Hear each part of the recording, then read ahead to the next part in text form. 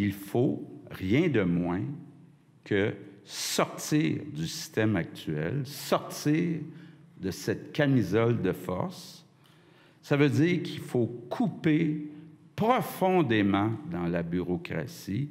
Ça nous prend un traitement choc. François Legault sur le coup de barre qu'il souhaite imposer à son gouvernement. Le nouveau Conseil des ministres a du pain sur la planche face à un échéancier électoral plutôt serré. Est-ce la recette dont il a besoin pour donner un nouvel élan à la CAQ? Thomas, Chantal, Michel, bonjour. Bonjour. Bonjour. Bon retour à cette nouvelle session des coulisses. Vous aurez compris qu'Alec est absent cette semaine. C'est Thomas Laberge de la presse canadienne qui est avec nous. Thomas, je vais commencer avec vous parce que vous êtes collé sur le remaniement. Vous êtes à Québec. Est-ce que ça change vraiment quelque chose pour le gouvernement Legault? Bien, vous avez parlé d'un coup de barre. On va se le dire, c'était un très petit coup de barre que le gouvernement Legault a donné avec son remaniement. Là. On a seulement 5 nouveaux visages dans le cabinet et c'est pour des ministères parfois assez mineurs comme le ministère de l'Agriculture. Sinon, bien, c'est des ministres qui ont bougé, comme Mme Guilbeault qui est passée des transports aux affaires municipales. Sinon, les piliers du gouvernement, que ce soit en santé avec M. Dubé ou encore Mme Fréchette, eh bien, ils sont restés au même endroit. On a beaucoup parlé du discours de M. Legault qu'il a prononcé durant ce remaniement, ce qu'on a entendu un extrait un peu plus tôt. C'est plus là où ça a fait réagir. Au fond, le gouvernement veut un peu revenir à son ADN de base, surtout sur la question de dégraisser la taille de l'État. Le problème avec ça, c'est un enjeu de crédibilité pour le gouvernement. Je veux dire, c'était une promesse qu'ils ont faite en 2018. La taille de l'État a grossi depuis 7 ans et là, M. Legault pense qu'il peut convaincre les Québécois qu'il peut réduire la taille de l'État en 1 an et que ça peut avoir un impact pour les Québécois pour améliorer l'efficacité des services. Donc, j'ai pas l'impression que le gouvernement va avoir le temps de montrer que son remaniement et sa nouvelle vision vont avoir un effet concret d'ici les prochaines élections. Chantal, la crédibilité, c'est la crédibilité de M. Legault qui est mise à mal là-dessus? Bien oui, je ne sais pas si mon premier choix ça aurait été à la place de François Legault de dire je mets le paquet traitement choc pour améliorer la qualité des services publics, couper la bureaucratie. Pourquoi? Parce que c'est le gouvernement qui traîne sa clique comme un boulet ou une pile de casseroles derrière lui pour l'amélioration des services publics et la rentabilité de l'amélioration des services publics. Mettons qu'on repassera. Et d'autre part, j'ai pas entendu, franchement, beaucoup de gens se promener en disant si seulement François Legault avait dégraissé la bureaucratie, on voudrait tellement plus voter pour lui. Quand on parle aux gens, ils nous parlent de santé, d'accès au système de santé, ils nous parlent de coût de la vie, ils nous parlent de logement, mais ils nous parlent pas vraiment de dégraisser l'appareil de l'État, qui, dans l'esprit populaire, de toute façon, est toujours trop gras. Est-ce que c'est le mauvais message, Michel? Oui, c'est le mauvais message parce que c'est le message d'un homme qui a été 7 ans au pouvoir. Si c'était le message électoral en disant voici ce que je vais faire, d'ailleurs ça l'a été un peu, ce serait autre chose. Mais là, il a 7 ans de bagages à traîner avec lui et on peut pas penser qu'avec un remaniement où il y a peu de nouvelles figures, Thomas a raison, puis avec un système, là, on prend les mêmes puis on recommence, que ça va tout changer dans l'opinion publique. Puis, pour beaucoup de gens, le fait qu'il ait été au pouvoir pendant 7 ans, c'est de dire, ben, vous venez de vous rendre compte de ça, là, que l'appareil de l'État était trop gros, puis vous allez faire ça dans 1 an. Il y a un gros problème de crédibilité, évidemment. Bon, dernier élément, puis je vais vous entendre sur... M. Legault a dit en point de presse, je suis là pour rester, j'ai le goût de me battre. C'est pas un concours de popularité. Il n'est pas là pour gagner un concours de popularité. Envoie le signal qu'il va être aux prochaines élections. Thomas, je commence avec vous. Est-ce qu'il sera de la prochaine élection? Est-ce qu'il peut encore être de la prochaine élection? Bon, tout d'abord, sur ce que M. Legault a dit, là, je ne veux pas être cynique, mais la démocratie, c'est essentiellement un concours de popularité. Quand on n'est pas populaire, on n'est pas réélu.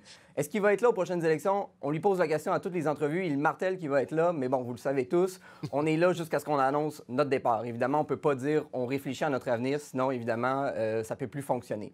Par contre, une chose qui a peut-être changé avec le remaniement ministériel dont on vient de parler, c'est la discipline de parti au sein de la Coalition Avenir Québec. On a vu des députés, des anciens ministres déçus d'avoir été exclus, qui ont commencé à s'exprimer publiquement, à dire qu'ils étaient déçus du remaniement, déçus d'avoir été exclus. Je pense notamment à l'ancienne ministre des Forêts, Maïté Blanchette-Vézina, qui a dit que sa confiance envers le chef avait été ébranlée, mais qu'elle considérait que la CAQ était toujours le bon véhicule. Ça laisse entendre qu'elle voudrait peut-être avoir un autre chef, un autre chauffeur à bord de ce véhicule-là pour les prochaines élections. J'ai des retours en arrière de ce qui s'est passé à Ottawa l'année dernière. Chantal, est-ce que monsieur... sortez les enregistrements, là. Et puis, la question, c'est Justin Trudeau maintient qu'il va être à la tête de ses troupes vers la victoire aux prochaines élections. Pensez-vous qu'il est sérieux? C'est peut-être qu'il était sérieux au moment où il le disait, mais comme tout le monde connaît la suite de l'histoire. Mais si M. Legault était vraiment sérieux, il se rendrait compte de deux choses. La première, c'est qu'on est dans un cycle de changement. Ça n'a rien à voir avec qui est au pouvoir, ça a à voir avec la durée au pouvoir. C'était pareil à Ottawa, d'ailleurs. Ça prend des événements exceptionnels pour briser le cycle après le nombre de mandats, après 2 mandats. Mm-hmm. Mais l'autre chose, c'est si vraiment il veut briser le cycle, il faut qu'il arrête de dire qu'il veut un 3e mandat, parce qu'à chaque fois qu'il le dit, il rappelle aux électeurs qu'il est déjà là depuis 2 mandats. Et ça va à contre... C'est le contre-message de la tendance vers le changement. Michel, est-ce que M. Legault est encore là aux prochaines élections? Le problème dans cette chose-là, c'est qu'il n'est pas juste le chef du parti, il est le père fondateur. Et ça me rappelle pas tant Justin Trudeau que les derniers mois de René Lévesque, où lui aussi disait non, je ne m'en vais nulle part. Puis un matin, le jour après la fin de la session parlementaire en juin, il a envoyé une lettre à la présidente du parti en disant je m'en vais. Il ne pouvait pas faire autre chose parce qu'il allait être défait, mais ça prend peut-être plus de temps à quelqu'un qui a fondé le parti, et la CAQ, c'est son bébé, M. Legault, de dire écoutez, oui, c'est correct, il va falloir que je m'en aille. Donc, il fallait pas s'attendre à ce que ça se fasse maintenant, mais on a vu ce que ça peut faire aussi quand quelqu'un attend trop longtemps. C'est pas le premier qui va donner de la misère à son parti avec ça. Alors, en termes de flashback, j'ai l'impression qu'on va revenir sur cette question-là dans le courant des prochaines semaines. Je vous amène à Ottawa maintenant. Il y a M. Carney, la semaine dernière, qui a finalement déposé sa première liste de projets dits d'intérêt national. On va l'entendre. Je reviens tout de suite après là-dessus.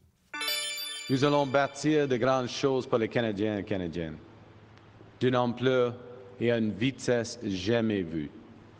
Et ce n'est qu'un début. Michel, qu'est-ce que ça dit, cette liste-là, sur les priorités d'Ottawa, d'après vous? Il y a beaucoup de choses qui étaient très avancées déjà. Je vais vous donner celui que je connais le mieux, c'est-à-dire celui à Montréal, le projet de conteneurs, de port de conteneurs à Contrecœur. Ils ont acheté le terrain est prêt. Il y avait un ennui avec la loi sur les espèces menacées. C'est tout. Et c'est en train de se régler ça. Alors donc, c'est très avancé. Il y a plusieurs de ces projets-là dont on a parlé beaucoup dans leurs régions respectives. Donc, l'important pour M. Carney actuellement, c'est de montrer qu'il va donner des résultats. Là, ça fait un bout qu'il est premier ministre. Il faut commencer à montrer quelque chose. Et il a choisi 5 projets qui, ma foi, sont prêts à mettre l'équipe de construction dessus. Là. Alors, il faut que les gens voient qu'il se passe quelque chose. Le côté stratégique de ces investissements-là, on peut en discuter. Il faudra peut-être en voir d'autres avant de dire qu'on est en train de faire un nouveau Canada. Ouais. Il y en a un qui n'était pas là-dedans, c'est un oléoduc, un pipeline. Et il a fait l'annonce en Alberta. Et Mme Smith, et moi, j'ai rarement vu une première ministre conservatrice en Alberta réagir de façon aussi douce à une annonce où il n'y avait pas de pipeline. Chantal, comment vous expliquez cette espèce de réaction de Mme Smith, cette bonne entente apparente entre elle et M. Carney? D'abord, c'était une bonne nouvelle pour Mark Carney parce que ça a assuré un atterrissage en douceur de son annonce. Le gouvernement voulait vraiment avoir annoncé des projets à temps pour la rentrée parlementaire de demain. Et donc, on a pris des pousses qui étaient déjà très, très avancés et on s'est dit on va pouvoir les cultiver et les cueillir au moment opportun. Madame Smith, bon, d'abord, ce que les gens ont l'air d'oublier, c'est que le taux d'approbation de Mark Carney est relativement élevé en Alberta et peut-être même plus élevé que celui de Mme Smith. Alors, c'est pas comme taper sur Justin Trudeau, premièrement.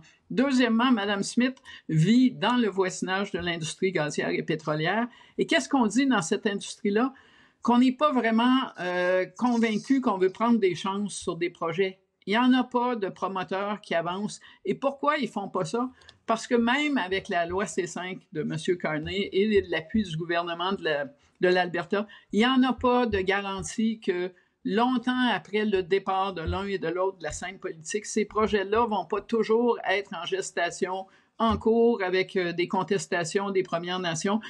On ne peut pas On ne peut pas forcer des provinces, le Québec et la Colombie-Britannique, pour en nommer deux, ou des nations autochtones à dire oui parce qu'on a fait une loi à Ottawa. Ouais. Et donc, l'industrie pétrolière, gazière se dit, et en plus, à la fin, quand on va arriver au bout, mettons que ça marche, là, quand on va arriver au bout, est-ce que notre marché va être vraiment comme il est maintenant? Et sinon, comment sera-t-il? Et c'est loin d'être clair. Ouais. Thomas, qu'est-ce que vous avez retenu, vous, des projets qui ont été annoncés cette semaine, mais de la démarche de M. Carney? Ouais.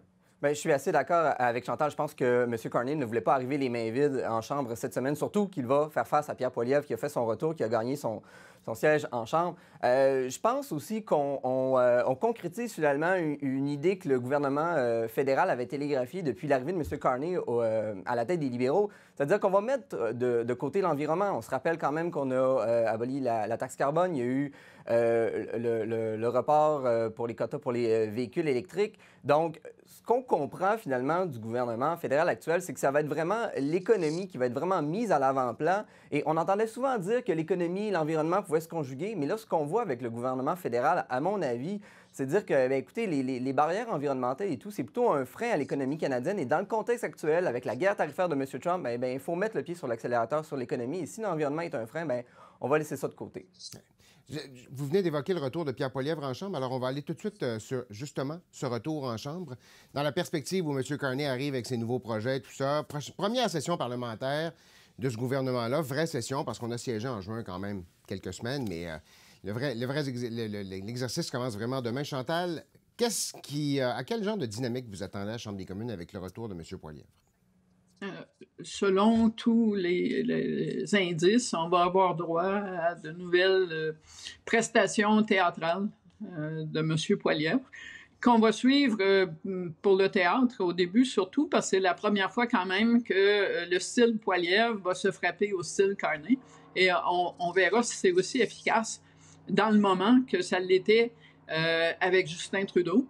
C'est pas clair, mais le vrai moment que tout le monde va surveiller, là, la chose importante, c'est pas les flamèches de la période des questions, c'est comment ce budget va s'articuler, ce qu'on va apprendre sur le gouvernement et sa vraie personnalité dans le budget, et qui va lever la main pour l'appuyer. Je ne m'attends pas, puisqu'on parle des conservateurs, je ne m'attends pas à ce que Pierre Poilievre, qui est en campagne pour son propre poste, se réveille au mois d'octobre et dise « Moi, je vais appuyer le plan budgétaire de Mark Carney. »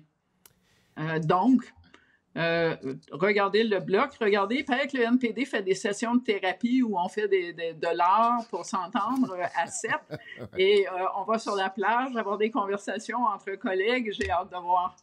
Est-ce que ça va aider à la cohésion quand viendra le temps? Ouais. Votes, hein? S'ils réussissent à voter ensemble, c'est 7 votes. Ouais. Le gouvernement, en principe, a besoin de... il manque 3 votes à la mise majoritaire du gouvernement. Encore faut-il qu'ils soient capables de se garantir les 7 votes du NPD. C'est pas simple à gérer un caucus quand il n'y a pas de chef et qu'on n'a pas la structure. Thomas... On ira au canal Rideau. Thomas, un peu plus tôt à l'émission, il y a Stephen McKinnon qui disait, qui avertissait, il y a un budget, c'est un déficit substantiel qui nous attend. Qu'est-ce que ça représente comme défi pour le gouvernement quand viendra le temps de se trouver un partenaire pour l'appuyer? Oui, bien, ça a été mentionné précédemment. Donc, le gouvernement éméritaire va devoir donc se trouver un partenaire pour danser. Évidemment, il peut se tourner du côté du NPD, quoique là, bon, c'est pas clair au budget. On va avoir un déficit substantiel. On va aussi avoir de l'austérité. Est-ce que ça pourrait déplaire un peu à tout le monde? Moi, je vais surtout regarder le Bloc québécois. Est-ce que le Bloc québécois pourrait être favorable à appuyer le gouvernement Carney? On se rappelle, il y a quelque temps, M. Blanchet disait qu'il voulait avoir une trêve le temps qu'on négocie une entente avec les États-Unis, sauf que l'entente, ça a plus l'air d'être vraiment dans les cartons. On a plus l'air de miser sur l'économie canadienne face à M. Trump. Donc, j'ai hâte de voir l'attitude du Bloc québécois, surtout qu'au Québec, on va être en année préélectorale. Le Parti québécois est vraiment en avance dans les sondages avec sa volonté de faire un référendum dans un premier mandat. Donc, est-ce que le Bloc québécois va vouloir s'enligner davantage sur les propositions, les paroles du Parti québécois? Par contre, paradoxalement, ça pourrait faire en sorte peut-être que les bloquistes vont avoir intérêt à appuyer les libéraux pour éviter de plonger le Canada dans une nouvelle élection fédérale, justement parce que l'élection provinciale se prépare au Québec. Oui. Michel, qui est le plus en mesure de se ranger du côté du gouvernement pour les aider avec ce budget-là?